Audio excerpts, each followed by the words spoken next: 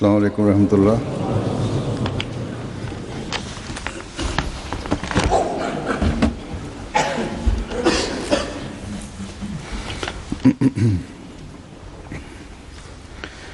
अशहदु अल्ला इलाहा इल्लल्लाह वहदहु ला शरीका लहू वअशहदु अन्ना मुहम्मदन अब्दुहु व रसूलुहु अम्मा बअदु फ़अऊज़ु बिल्लाहि मिनश शैतानिर रजीम। बिस्मिल्लाहिर रहमानिर रहीम।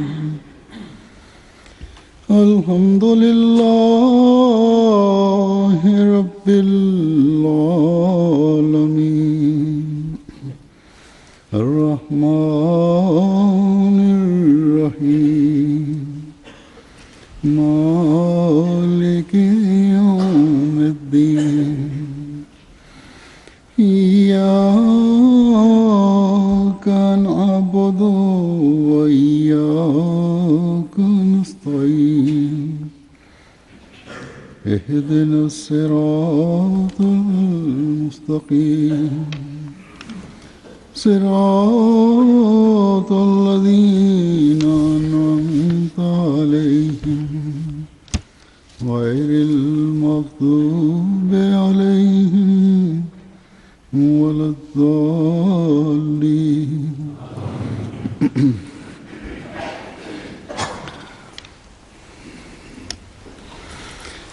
एक रिवायत में आता है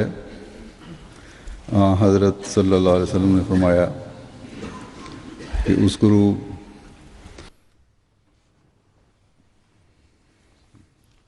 Есть одно повествование, в котором говорится, что святой пророк, мир и благословение Аллаха да пребывает с ним, сказал: «Рассказывайте о хороших чертах ваших мертвых».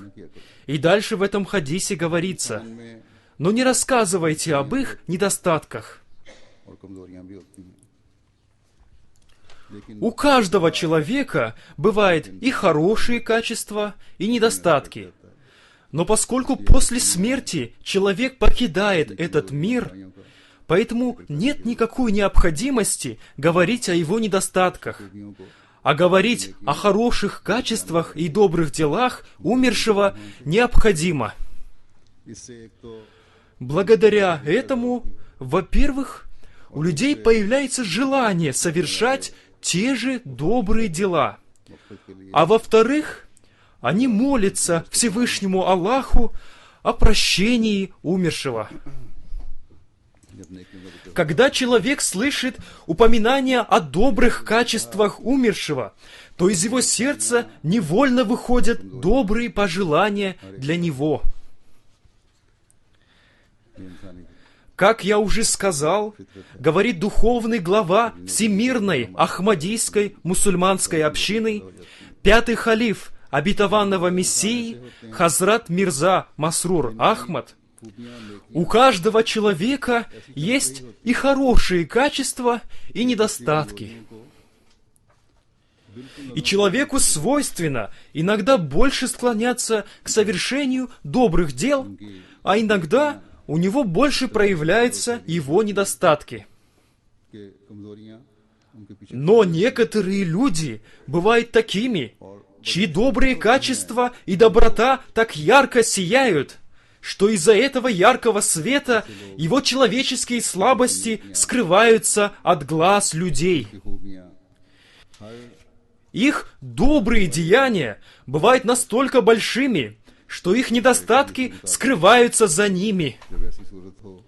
И счастливы те люди, о хороших качествах которых рассказывает каждый знающий их человек.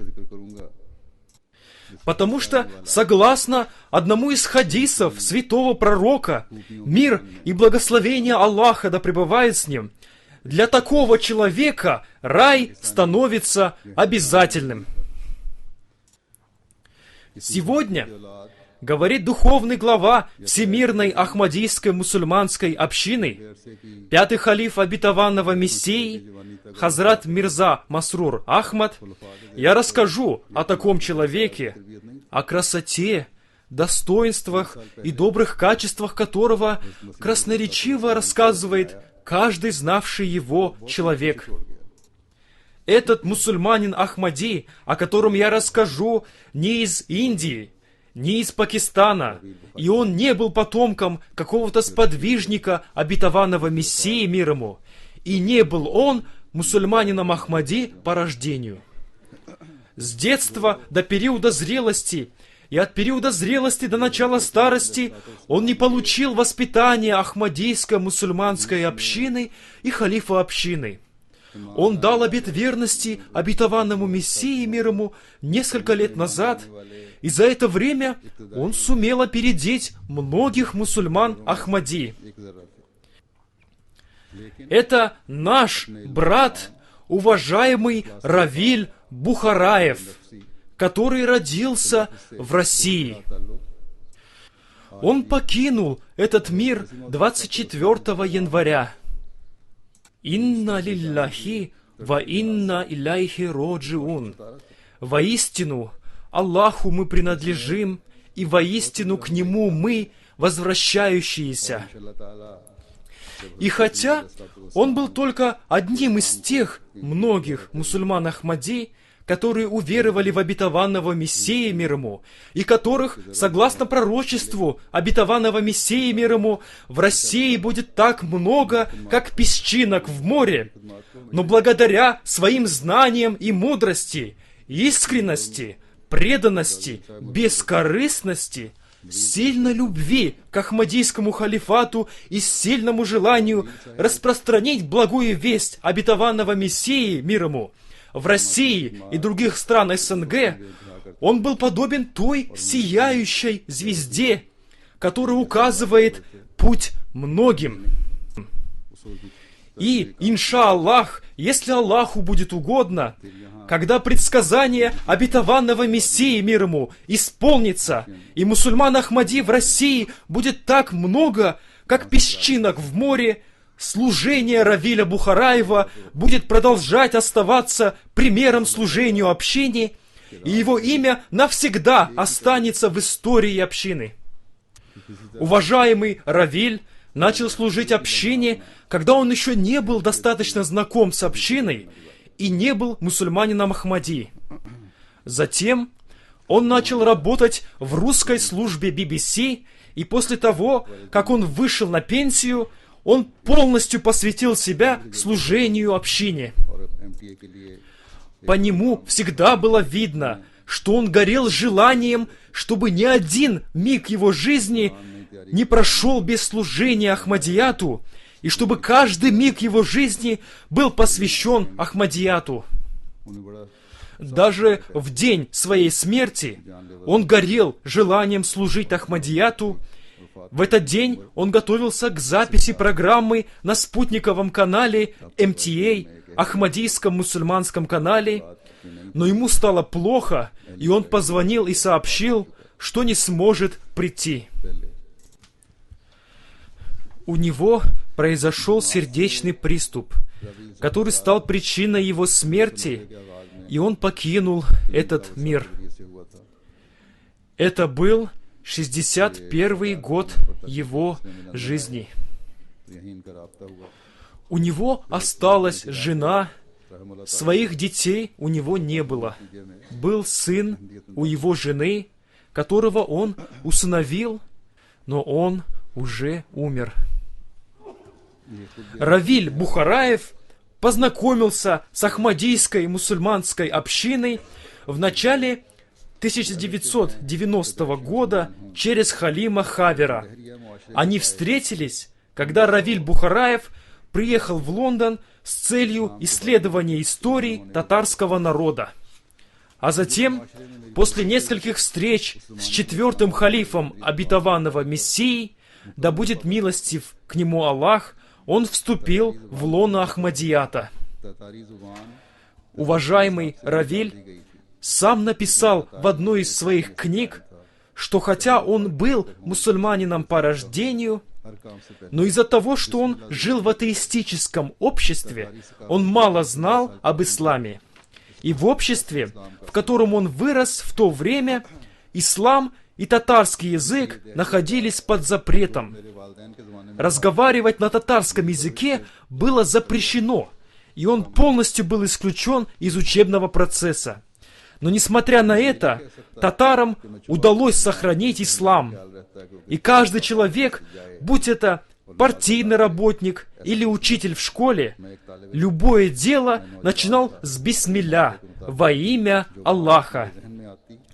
Татарской культуре больше 1000 лет, и все это время она находилась под влиянием ислама. Атеизм в стране в то время, когда он родился, не был таким сильным, как в то время, когда родились его родители. Он написал: «Я не был скрытым мусульманином, который искал любой возможности, чтобы ходить в мечеть. Я был молодым человеком и студентом и делал то, что мне хотелось, как многим молодым людям того времени».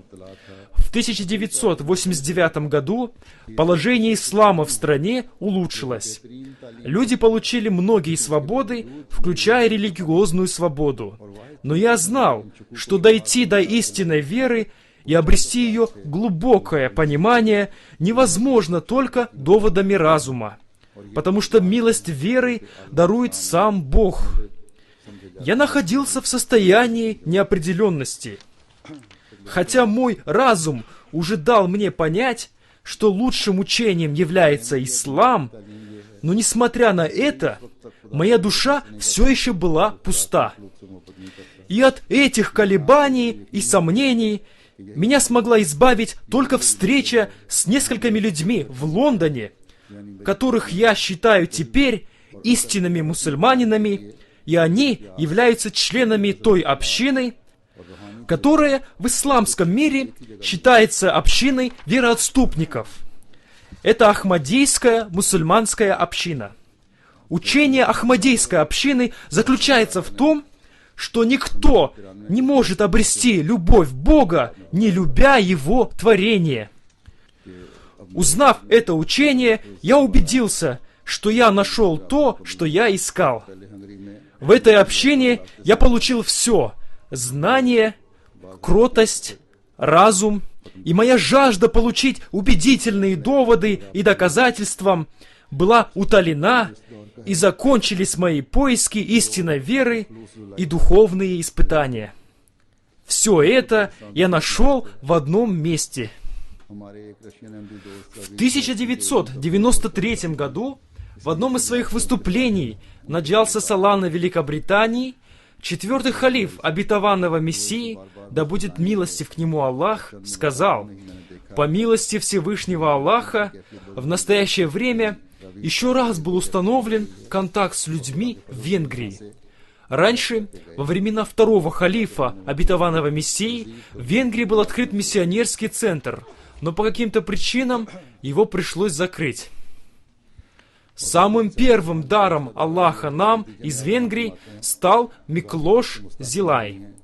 Он сам приехал в Лондон и познакомился с нашим ахмадийским другом из России, Равилем Бухараевым, который принадлежит к интеллектуальной элите. Равиль Бухараев снова и снова приводил его в мечеть, и было заметно, как меняется состояние его сердца. По милости Всевышнего Аллаха, он дал обет верности и вступил в лоно Ахмадийской общины. И когда он вернулся в Венгрию, он начал проповедовать там Ахмадият. А благодаря визиту в Венгрию уважаемого Равиля, там была создана Ахмадийская мусульманская община. И уже появились признаки того, что община Венгрии будет расти и развиваться. 2-3 года назад из Татарстана, который является родиной нашего брата Равиля, на Джалсу Салана Великобритании приехал Марат Мухамедзянов, который вступил в общину и оказался крепким в своей вере и преданным общине. Вернувшись на родину, он продолжал поддерживать связь с общиной и всем говорил, что он мусульманин Ахмади. Его дочь тоже приняла Ахмадият и проявила искренность, и они укрепляли веру друг друга.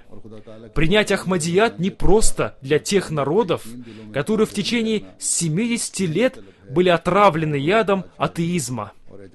Но несмотря на это, их связь с исламом не прервалась окончательно, и в их сердцах сохранился ислам. Но они не знали практики ислама. Они сохранились как мусульманский народ, но с точки зрения практического ислама, они оказались за пределами ислама. Для того, чтобы ислам вернулся к ним, и они уверовали в истинность и единство Всевышнего Бога, и это вошло в их сердца, это требует большого труда, нуждается во многих молитвах и чуде. Поэтому молитесь, а мы, по мере своих сил, трудимся и молимся об этом. Вся община должна молиться о том, чтобы Всевышний Аллах явил чудесное знамение, потому что факт заключается в том, что для духовного преобразования людей иногда чудесные знамения оказывают большее воздействие, чем мольбы. Как я уже сказал, говорит Хазур, уважаемый Равиль Бухараев не был мусульманином Ахмади по рождению, но, глядя на него, всегда казалось, что он всегда был мусульманином Ахмади. Он был послом Ахмадията в истинном смысле этого слова. Куда бы он ни ездил, он везде рассказывал об общине, а там, где он опасался, что будет плохая реакция на само название общины, поступая мудро, он передавал благую весть ислама и подробно рассказывал об учении общины, и когда его спрашивали, что это вероучение, он говорил, как называется община, и подробно рассказывал о ней и ее учении. Он всегда думал о том, какие книги будут полезны тем или иным собраниям людей.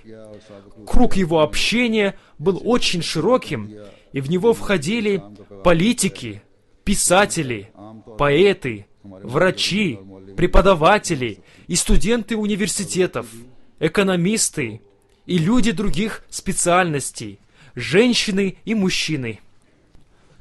Сам Равиль Бухараев был очень хорошим и известным поэтом, писателем, журналистом, переводчиком и проповедником. Всевышний Аллах одарил его многими хорошими качествами и достоинствами. Очень многие люди знали и поддерживали его.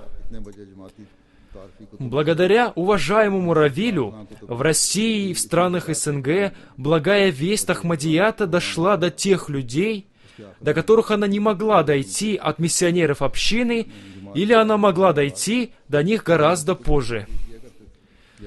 Когда он приезжал в Россию, он участвовал во многих интеллектуальных встречах и поэтических вечерах.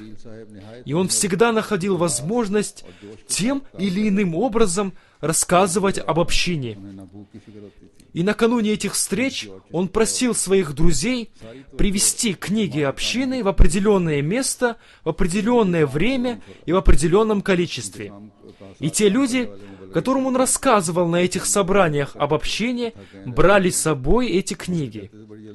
После того, как здесь, в Лондоне, был создан русский отдел общины, Равиль Бухараев работал в нем с большим трудолюбием, искренностью и энтузиазмом. Во время работы он не беспокоился ни о чем до тех пор, пока не завершал то дело, которое он начал. Миссионеры, которые с ним работали, рассказывают, что когда они говорили ему, «Если вы устали, то можете отдохнуть», в ответ он, смеясь, говорил, «Если вы устали, то можете отдохнуть, а я не устал». Он занимался озвучиванием перевода пятничных проповедей халифа времени на русский язык. И он делал это с большой ответственностью. 2 года тому назад по спутниковому каналу МТА, Ахмадийскому мусульманскому телевидению, и в интернете начали транслироваться пятничные проповеди халифа общины с переводом на русский язык. В субботу он спрашивал у своих друзей, когда вы закончите перевод пятничной проповеди, когда я смогу записать ее утром или днем на молитвы Зухр. А иногда он даже спрашивал в пятницу вечером, когда я смогу получить текст перевода. Таким образом, он не успокаивался до тех пор, пока не завершал работу по записи перевода пятничной проповеди. В дни Джалсы Саланы, ежегодного собрания общины, его энтузиазм проявлялся с новой силой, и его служение религии в эти 3 дня заслуживало того, чтобы видеть его. В дни Джалсы он переводил для русскоязычных гостей Джалсы Салана не только выступления халифов времени, но и других выступающих. Он встречал гостей из России и стран СНГ с улыбкой на лице и открытым сердцем. И он рассказывал им о развитии и прогрессе общины и о таких вещах, которые увеличивали им веру. Он также проявлял большую заботу о гостях, и если они в чем-то нуждались, то он обращал на это внимание ответственных за это людей, чтобы они удовлетворили эти нужды. Он говорил своим друзьям, с которыми он работал, что для людей из России и стран СНГ будет намного полезнее приезд на Джалсу Салана и встреча с халифом времени, чем наши многолетние проповеди. Поэтому он всегда старался сделать так, чтобы на Джалсу Салана приезжало как можно больше гостей. Он перевел много книг общины, которые стали очень полезны в деле проповедования Ахмадията в России и других странах СНГ. Помимо этих книг, он имел честь осуществить большое служение в переводе священного Корана на русский язык. И это одно из самых больших дел, которые он сделал.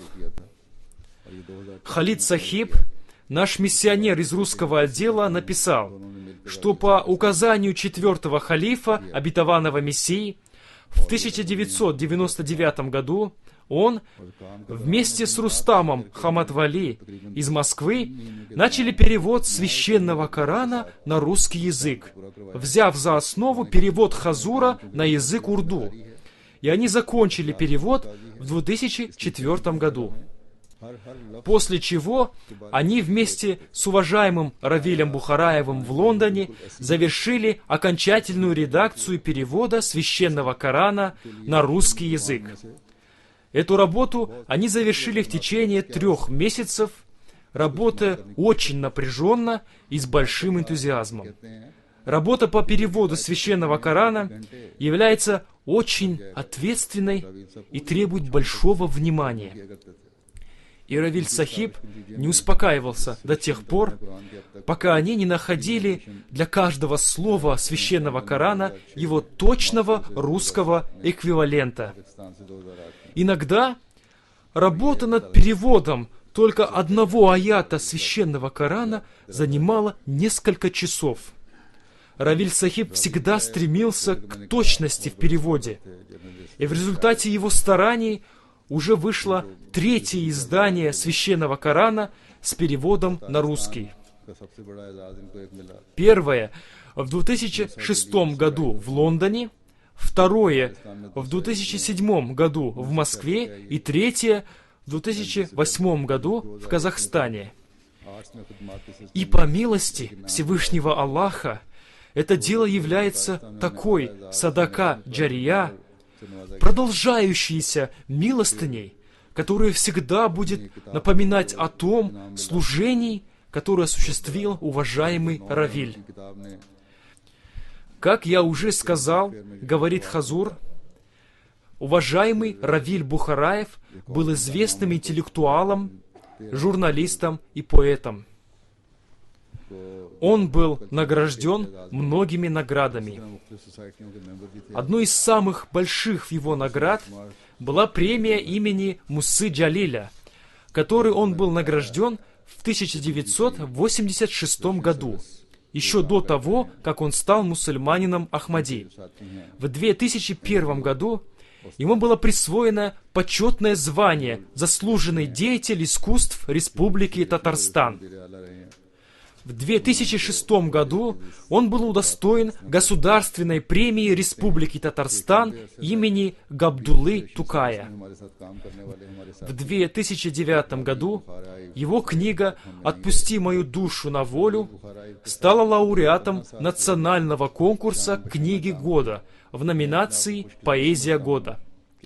В 2011 году Равиль Бухараев был награжден орденом «Культурное наследие» Международной Федерации русскоязычных писателей со штаб-квартирой в Будапеште, Венгрия.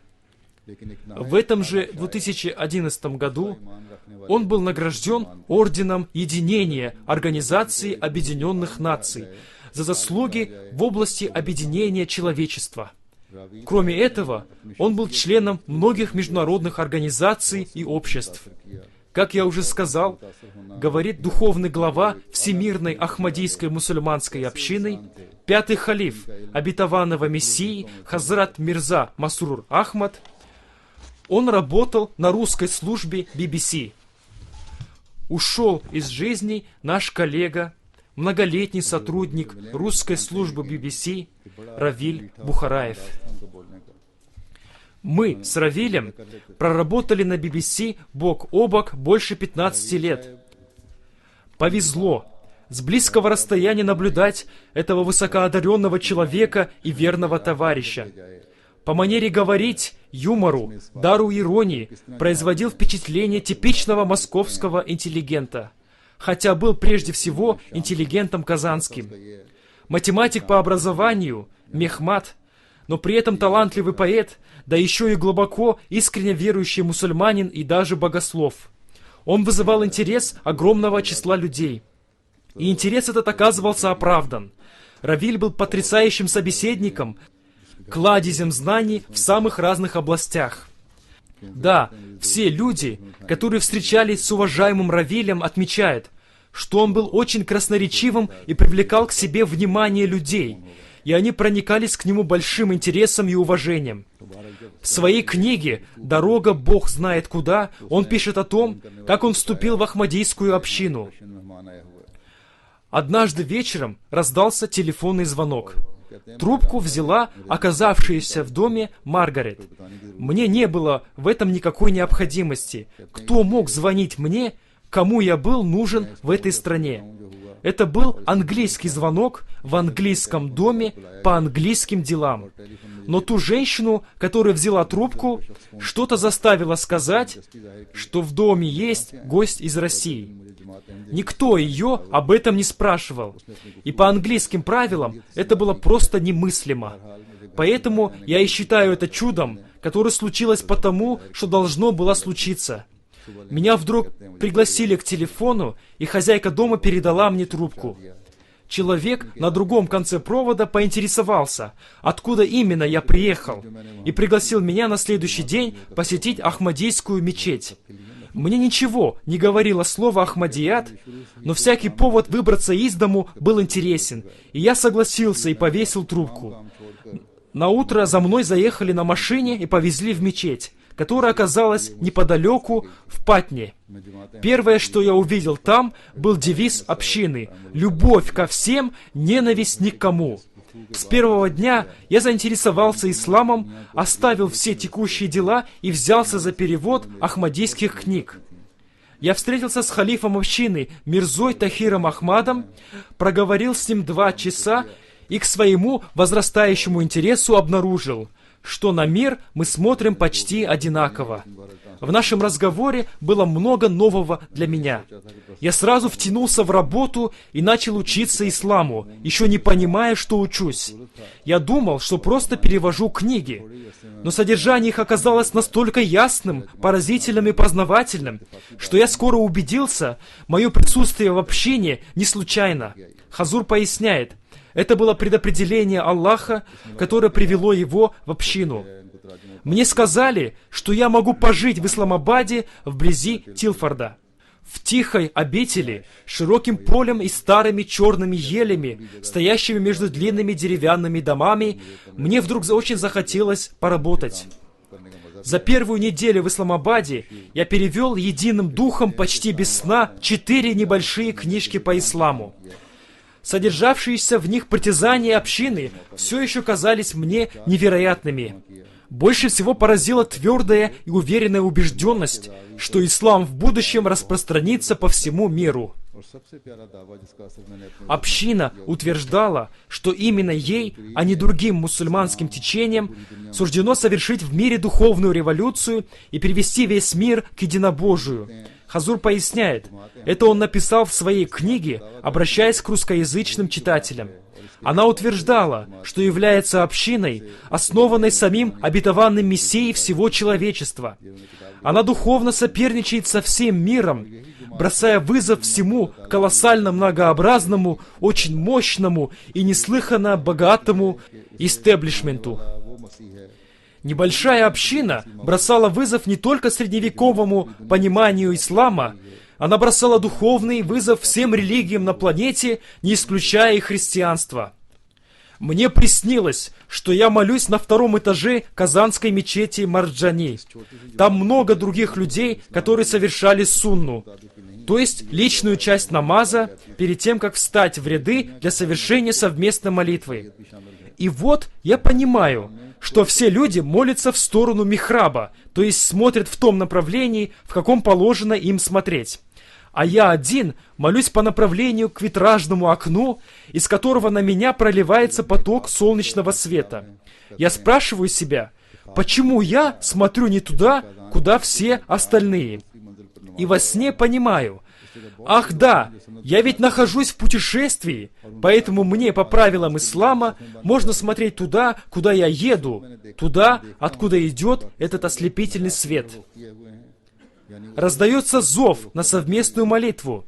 Я встаю в ряд с другими, и тут обнаруживаю, что я совершенно голый, только голова прикрыта. Но во мне нет стыда, хотя вокруг много людей. Более того, пространство мечети во сне причудливое, пересечено поверху галереями, на которых стоят татарские старушки в белых платках. А мне не стыдно своей наготы перед людьми, словно я младенец. Одна мысль у меня в голове. Как же я стою перед Аллахом совсем нагой? Я рассказал халифу о странном сне и получил ответ, что никто не может надеяться заново родиться в вере и начать путь к единству прежде, чем сбросит с себя все одежды прошлого и предстанет перед ним в скудости и наготе своего существа. Так во сне я понял, что у меня нет больше иллюзий. Настала другая реальность, в которой нужно было не только родиться, но и жить заново, искупая проступки прошлого, от которых только Аллах может избавить человека. С тех пор, как я решился ступить на путь, которым сейчас, как верится, иду вместе со всей ахмадийско-мусульманской общиной, на которой зову тебя и всех людей, не утративших еще души, вся моя жизнь состоит из так называемых совпадений и исполнения сокровенных желаний. Уважаемый Равиль сам лично перевел на русский язык несколько книг общины, а также отредактировал переводы других людей. Он перевел следующие книги: «Приглашение в Ахмадият», «Убийство во имя Аллаха», «Рассказы из истории раннего ислама», «Ислам отвечает на вопросы современности», «Доброта святого пророка ислама», «Мир и благословение Аллаха да пребывает с ним к детям», книгу для детей «Ахмад и Сара идут в мечеть». Он написал книгу на английском языке «Muslim Festivals» – «Мусульманские праздники».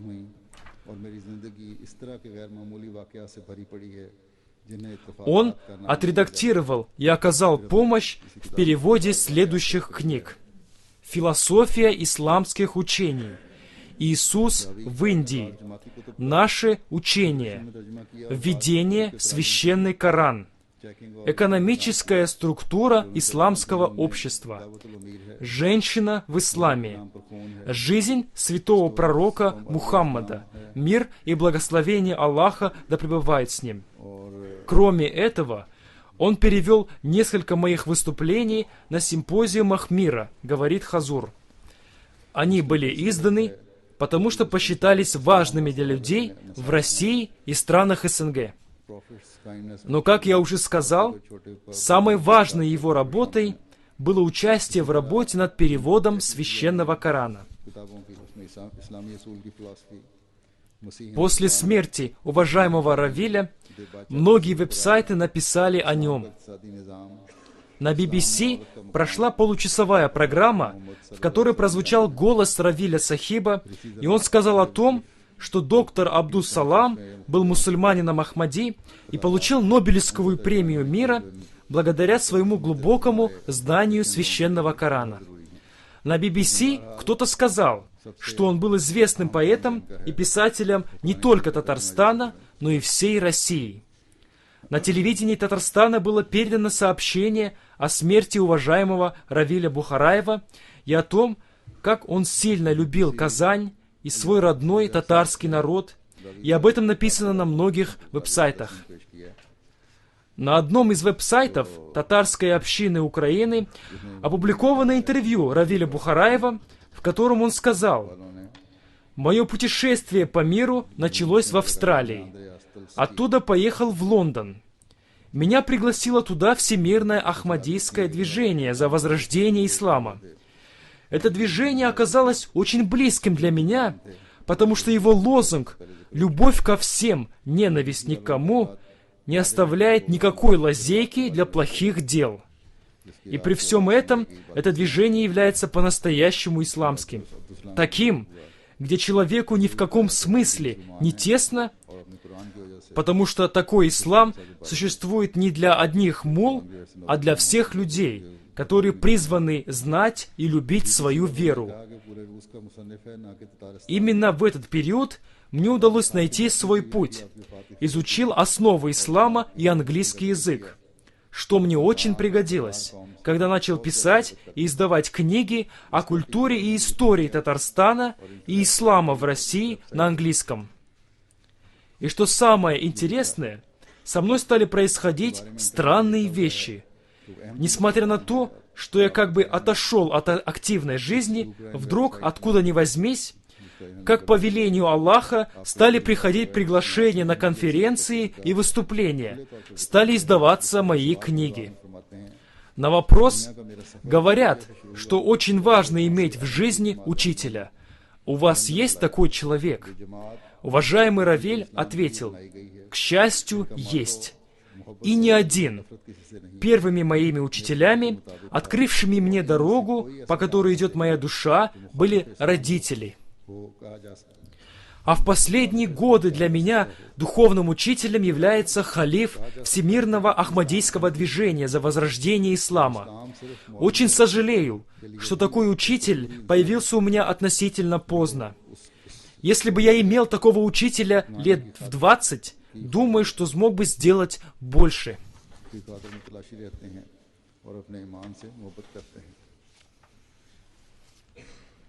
लिखते हैं कि जब मुझे अपना रास्ता मिल गया और इस्लाम की बुनियादी तालीम और इंग्लिश ज़ुबान भी सीखने का मौका मिला तर्जुमों के दौरान, यहाँ रहने के दौरान, इसके बाद जबकि मैं आम ज़िंदगी से कट गया तो अल्लाह का करना ऐसा हुआ कि मुझे हर तरफ से काम करने के लिए दावतनामे आने शुरू हो गए। पहले का काम नहीं मिलता था, अहमदियत कबूल करने के बाद, तर्जुमों के बाद ऐसी बरकत पड़ी कि हर तरफ से दावतनामे आने शुरू हो गए और मुझे रूस में कई बार इस्लामी कॉन्फ्रेंस में भी बुलाया गया।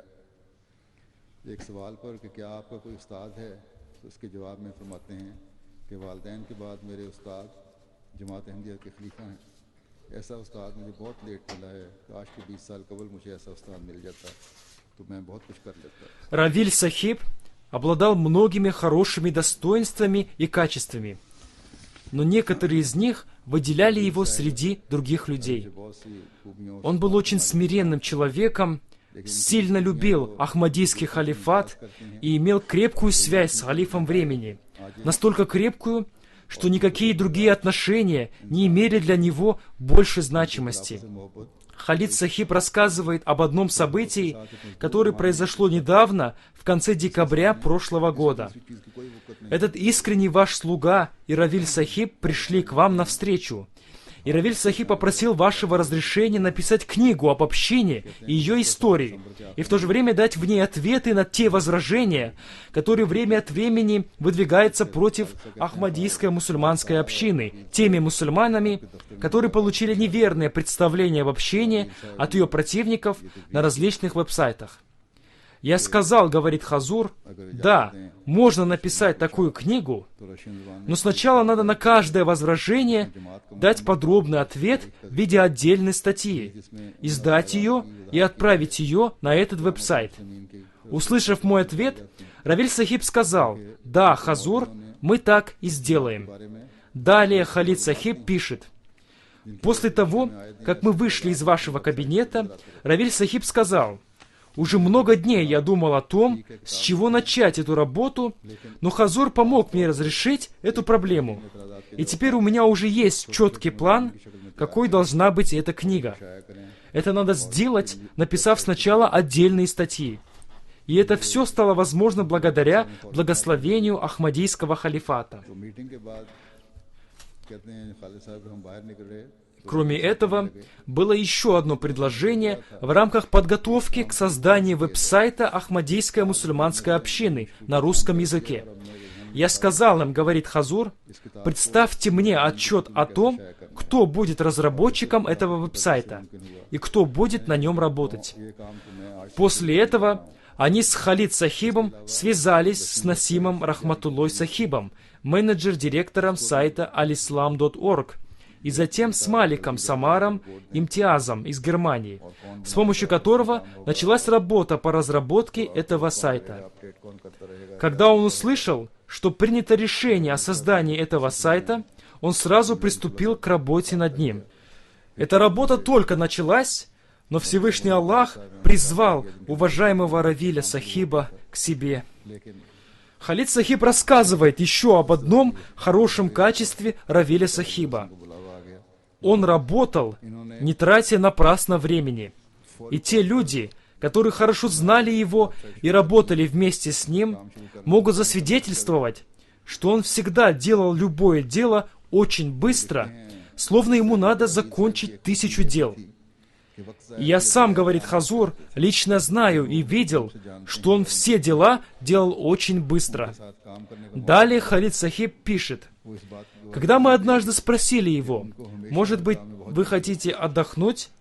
Он со смехом ответил, вы уже устали? Я еще не устал. Во время перерыва на обед он быстро съедал свой обед, чтобы побыстрее вернуться к своей работе. Он постоянно думал о том, каким образом Ахмадийская мусульманская община может получить развитие в России и странах СНГ. Когда он приезжал из Лондона в Москву, он всегда предлагал что-то и говорил, что до тех пор, пока мы не сделаем это и это, будет трудно распространять Ахмадият в России и странах СНГ. Он сказал, в Москве и Казани наши центры общины находятся не в отдельном здании, а в квартирах. А в представлении людей центр общины – это большое здание. Поэтому вместо квартиры мы должны иметь большое здание. Я сам знаю, говорит Хазур, что когда он делал какие-то предложения, связанные с большими затратами, и по каким-то причинам они были отвергнуты, то он сразу принимал это с открытым сердцем и никогда не проявлял никакого неудовольствия этим решением. И он никогда не впадал в отчаяние по причине отклонения его предложения, а делал другое, более подходящее предложение или предлагал сделать это по-другому. Если сказать кратко, то он постоянно думал о том, как можно быстрее распространить Ахмадият в России и других странах бывшего Советского Союза. Наш миссионер Хафиз Саид Ур-Рахман написал, хотя Равиль Сахиб принял Ахмадият только 20-25 лет назад, но он обладал глубоким пониманием статуса халифа и настолько сильно любил Ахмадийский халифат, что казалось, что он является потомком нескольких поколений мусульман Ахмади. Некоторые его качества являются примером для многих потомственных мусульман Ахмади. Он всегда проявлял боль, страсть в деле развития и распространения общины в России и странах СНГ. Поэтому в период правления 4-го халифа обетованного Мессии и 5-го халифа обетованного Мессии он время от времени делал предложения по улучшению дела проповедования Ахмадията в этих странах.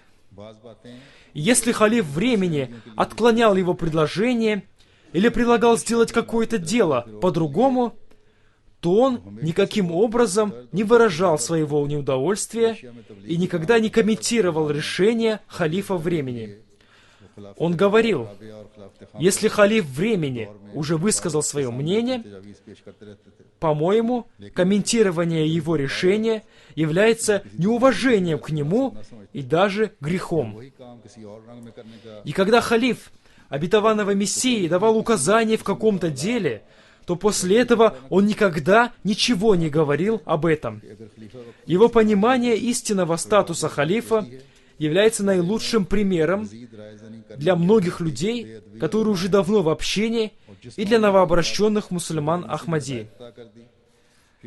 Один наш очень искренний и уважаемый мусульманин Ахмади и специалист по исламу Урал Шарипов из Москвы написал: Равиль Бухараев был выдающимся мыслителем и творческой личностью. Его жизненным кредо были труд, служение своему народу и интеллектуальному исламу. Поэтому он избрал для себя участие в реформаторском мусульманском движении Ахмадия. А затем наш проповедник из Казахстана по имени Руфат Тукамов написал: «Мы впервые узнали о Равиле Сахибе через книги общины, которые он перевел на русский язык. Равиль Сахиб был очень добрым и хорошим человеком. Мы слышали, что он сказал перед своей операцией, что если Всевышний Аллах оставит его в живых, то он полностью посвятит свою жизнь служению Ахмадияту. Он был очень искренним человеком и сдерживающим свое слово. Однажды, когда он уезжал с работниками МТА в Лондон из Казахстана, я попросил его, чтобы он попросил Хазура помолиться за меня, и примерно через 10 дней он написал мне, что в своем отчете Хазуру он упомянул меня, чтобы Хазур помолился за меня. Мы часто разговаривали с ним о том, как можно донести весть Ахмадията до как можно большего количества людей, живущих в странах СНГ. В своих книгах на русском языке он старался донести весть Ахмадията до своего народа и до всех русскоговорящих людей. Он очень красиво и с болью читал перевод на русский язык ваших пятничных проповедей, благодаря чему многие люди услышали слова нашего дорогого халифа времени. Рустам Хаматвали, президент Ахмадийской мусульманской общины Москвы, в своем письме об уважаемом Равиле написал: «Равиль Бухараев был человек с большой буквы. Всевышний Аллах одарил его многими талантами и знаниями, и которыми он щедро делился с людьми. После вступления в Ахмадийскую мусульманскую общину он целиком посвятил себя служению Всевышнему Аллаху, общине и людям. После этого все его прекрасные человеческие качества, искренность, человеколюбие, доброта, честность, умение прощать, постоянная потребность и стремление всем помочь и поделиться со всеми лучшим, что в нем было, раскрылись с новой силой и красотой». Наш миссионер Башарат Сахиб написал: «Я прекрасно помню тот момент, когда по спутниковому каналу МТА впервые прошла трансляция вашей пятничной проповеди с переводом на русский язык. Хазур поясняет, это было 2 года назад. Я помню, что глаза уважаемого члена нашей общины по имени Сагынбека Тухтарбаева были наполнены слезами радости. А после завершения трансляции все обнимали и поздравляли друг друга. खुतबा खत्म हुआ Запись перевода пятничной проповеди на русский язык была сделана Равилем Бухараевым, и затем началась постоянная трансляция записи пятничных проповедей с переводом на русский язык голосом Равиля Бухараева. मसीह पाक के Таким образом, по милости Всевышнего Аллаха, Равиль Сахиб имел честь передать слово халифа обетованного Мессии русскоязычным братьям и сестрам. के दस्तबाजू बनने की तौफीक मिली। Он имел честь быть помощником халифа времени. Он вошел в общину позже многих, खिलाफत की но благодаря благословению халифата и находясь под сенью любви халифа времени, он опередил нас во многом. ताला इन जैसे बेशुमार Да проявит к нему свою любовь Всевышний Аллах. И пусть Всевышний Аллах дарует вам, Хазур, многих могучих помощников, похожих на Равиль Сахиба. जनाजा पढ़ाऊंगा मैं। Сегодня, после джума намаза, мы прочитаем джаназа намаз, поминальную молитву по уважаемому Равилю Бухараеву, и по нескольким другим покойным мы прочитаем джаназа гайб, और हैं गायब поминальную молитву в отсутствии тел покойных. साहिब इब्न मुकरम साहब После джума намаза, говорит Хазур, я выйду во двор, а вы, находящиеся сейчас в мечети, останетесь здесь. दोनों की तरफ से हज़रत साहिबजादा Имя первого покойного – уважаемый Сахибзада Дауд Ахмад, сын уважаемого Мухаммад Шафия из Сарай-на-Ауранг, округа Бану. Сахибзада Дауд Ахмад – мученик, и по материнской, и по отцовской линии является родственником Сахибзаде Абдуль-Латиф Шахида. Он стал мучеником вечером 23 января в 9 часов 45 минут в городе Науранг. Инна лиллахи ва инна илляхи роджиун. Мама мученика, уважаемая Сахибзада Аматуль Салам, была дочерью Абдус-Салама, который был сыном Хазрата Сахидзада Абдуль-Латифа, то есть мучеником был его правнуком. दाऊद साहब के दादा मुकरम अब्दुल По отцовской линии дедушка мученика Дауда был племянником Сахидзаде Абдуль-Латиф Шахида. Семья мучеников после мученичества Сахидзаде Абдуль-Латиф переехали на Уранг, где в 1955 году родился Сахибзада Дауд Ахмад, мученик. Как я уже сказал, говорит Хазур, он стал мучеником вечером 23 января. Утром этого дня он вышел из своего дома. На улицу к нему на мотоцикле подъехали двое неизвестных, которые расстреляли его, и он стал мучеником. За несколько дней до его мученичества во вторник, 17 января, представители организаций, называющих себя защитниками печати пророков, провели большое собрание, на котором было произнесено много ругательств в адрес общины и раздавались призывы, направленные против общины. И мученичество уважаемого Сахибзада Дауда Ахмада, по всей видимости, является результатом этих призывов. Семья мученика по отцовской линии не дала обета верности второму халифу обетованного Мессии и присоединились к общине лахаритов, которые не давали обет верности халифам общины. Мученик Сахибзада Дауд Ахмад был единственным членом их семьи, который 8 лет назад дал обет верности, а все остальные члены его семьи входят в общину лахаритов. Мученик был очень богобоязненным и праведным человеком, регулярно совершал молитву тахаджуд, платил обязательные взносы и совершал пожертвования. Он был известен своей добротой. Он оказывал помощь общине и был человеком с хорошей нравственностью. Поэтому трудно было предположить, что у него были какие-то враги. В 2004 году у него был сердечный приступ, и ему сделали операцию аортокоронарного шунтирования. Но, несмотря на это, он регулярно держал пост. А когда он вышел на пенсию, его друзья посоветовали ему написать заявление на получение пенсии. Но он сказал: «Когда я работал, у меня были какие-то недочеты в работе. И я считаю это долгом государству, поэтому я не буду получать пенсию и оставлю эти деньги государству». Он был хозяином торговых площадей и жил на деньги, полученный от сдачи их в аренду. У него осталась жена Аматуль Хафиз Сахиба и 2 брата. Детей у него не было. Время от времени мы узнаем о мученичестве мусульман Ахмади в Пакистане. Но мы не теряем мужества из-за этого, и я уже много раз говорил об этом. Во время событий в Лахоре мучениками стали 84 мусульманина Ахмади, и наши враги думали, что из-за этого община утратит мужество. Но результат оказался прямо противоположным. Многие люди, и мужчины, и женщины, написали мне письма, в которых они попросили молиться за них и выражали готовность пожертвовать всем ради защиты общины и даже своей жизнью. И это были не просто слова. Они доказали это на деле. Так, например, одна женщина в городе Лия стала мученицей в результате нападения врагов Ахмадията на центр общины в этом городе. На защиту центра общины встали несколько мужчин и женщин, и одна из них была убита и стала мученицей. У нее остались совсем маленькие дети.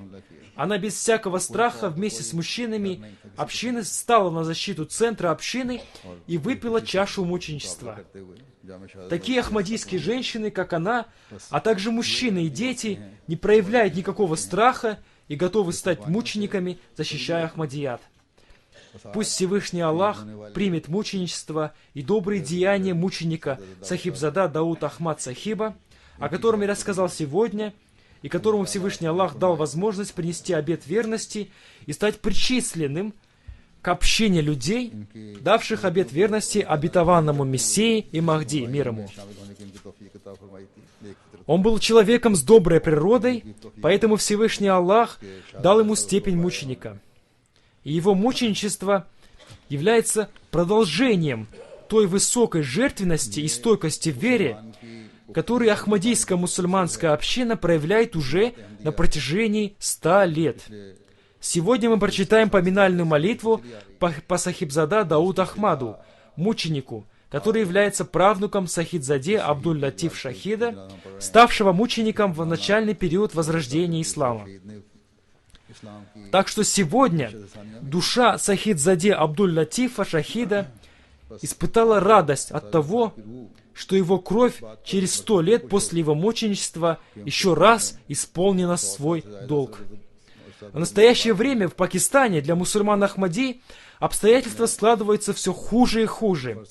Поэтому молитесь о том, чтобы Всевышний Аллах защитил их от зла противников и сам наказал их врагов. Имя второго покойного, по которому мы прочитаем молитву Джаназа Гаеб, наш уважаемый друг Мирза Насир Ахмад, адвокат из Лахора. Инна лилляхи ва инна илляхи роджун. Он дал обет верности в 1948 году и служил в батальоне Фуркан после раздела страны на Индию и Пакистан. В 1974 году он был одним из группы адвокатов, который создал третий халиф обетованного Мессии, и он имел честь защищать общину в Верховном суде Пакистана. Он также служил общине, публикуя статьи в еженедельной газете Лахора. Кроме служения общине, защищая ее во многих судебных делах, в 1984 году, когда был подписан несправедливый указ против общины, он был одним из группы адвокатов, защищающих общину в шариатском суде Пакистана. Он служил общине на разных должностях: секретарь отдела по брачным делам, членом совета под фетвам, был судьей. И он также имел честь служить общине в комиссии по защите прав людей.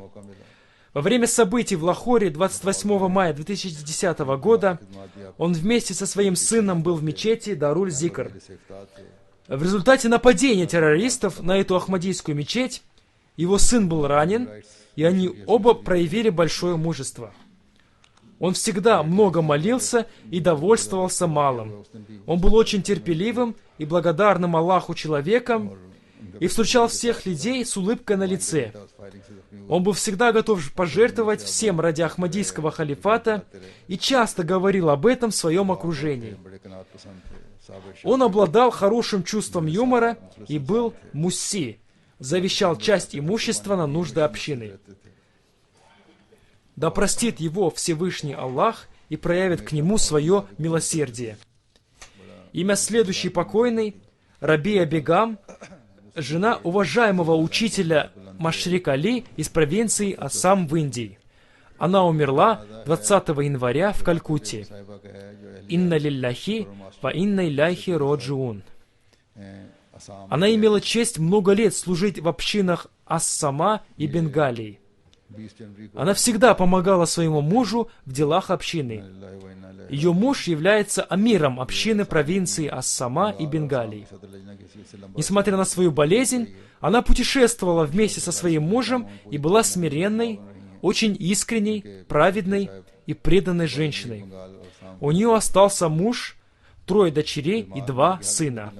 Один из ее сыновей по имени Исматулла читает религиозные поэмы на Джалсе Салана, ежегодном собрании общины, и на спутниковом канале МТА, Ахмадийское мусульманского телевидения. Часто показывает записи его выступлений. Он живет в Японии. Да простит ее Всевышний Аллах и возвысит ее степенями в раю. Погребальную молитву по всем этим покойным мы прочитаем после джума намаза, пятничной молитвы. Амин. Алхамдулиллах. Алхамдулиллах. Нахмадуху ва настаинуху ва настагфируху. ونؤمن به ونتوكل عليه ونعوذ بالله من شرور أنفسنا ومن سيئات أعمالنا من يهده الله فلا مضل له ومن يضلل فلا هادي له ونشهد أن لا إله إلا الله ونشهد أن محمدا عبده ورسوله عباد الله رحمكم الله إن الله يأمر بالعدل والإحسان وإيتاء ذي القربى وينهى عن الفحشاء والمنكر والبغي يعظكم لعلكم تذكرون اذكروا الله يذكركم وادعوه يستجب لكم ولذكر الله أكبر